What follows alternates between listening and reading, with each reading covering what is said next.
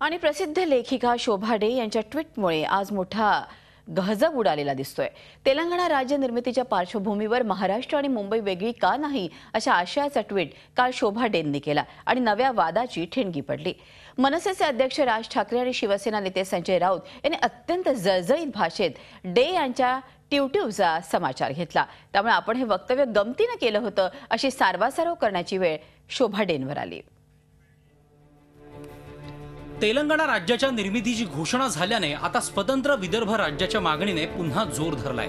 त्यातच महाराष्ट्रापासून मुंबई वेगळी करावी असं सूचक ट्विट शोभा डे यांनी केल्यानं आगीत आणखी तेल ओतलं गेलं। महाराष्ट्रापासून मुंबई वेगळी करण्याच्या शिळ्या कढीला या निमित्तानं पुन्हा ऊत आला। शोभा डे यांनी नेमकं काय ट्विट केलंय ते पाहूया। महाराष्ट्र आणि मुंबई का नाही?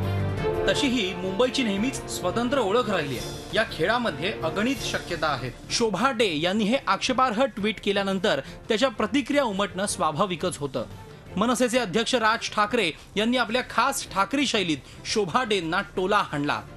मुंबई महाराष्ट्रापासून वेगळी करणं हे घटस्फोट घेण्या इतकं सोपं नाही, हे शोभा डेंना चांगलं समजू शकेल अशा शब्दात त्यांनी समाचार घेतला। संयुक्त महाराष्ट्राची पाठराखण करणाऱ्या शिवसेनेचे नेते संजय राऊत यांनी तर अत्यंत तिखट शब्दात डे बाईंची नशा उतरवली। शोभा डे यांच्या विरुद्ध तत्काळ गुन्हा दाखल करावा अशी मागणीही त्यांनी केली। शोभा डे आणि विदर्भाविषयी, मुंबईविषयी, महाराष्ट्राविषयी बोलणाऱ्या या बाई कोण लागून गेल्या? त्यांचा संबंध काय? हे या मुंबईसारख्या शहरात हे जे पेस्ट्रीचं कल्चर वाढलंय ना, रात्री दारूच्या पार्ट्या होतात धनधानक्यांबरोबर, श्रीमंतांबरोबर। शोभा डेचं वक्तव्य म्हणजे कालच्या पार्टीतल्या, पेस्ट्रीच्या पार्टीतल्या दारूच्या ओकाऱ्या, फुकटच्या दारूच्या ओकाऱ्या।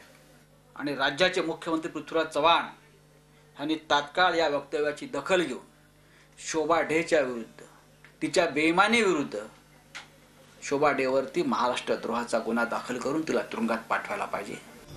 शोभा डे यांच्या या महाराष्ट्र विरोधी वक्तव्याचे पडसाद थेट विधिमंडळातही उमटले।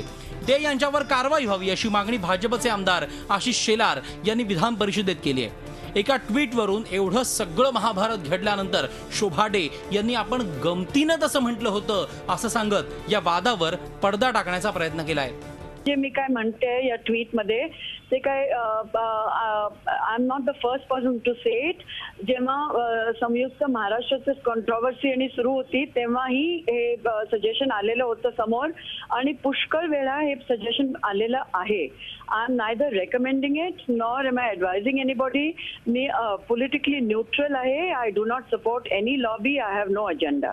It was just a strong comment on आज जे काय चाललं आहे आणि पॉलिटिकल गेम्स जे खेळतायत लोक, त्याच्यावर माझं हे कॉमेंट होता।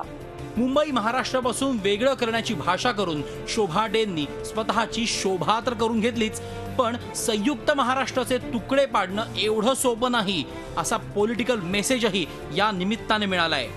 Zee media, Mumbai. झी 24 तास, एक पाऊल पुढे।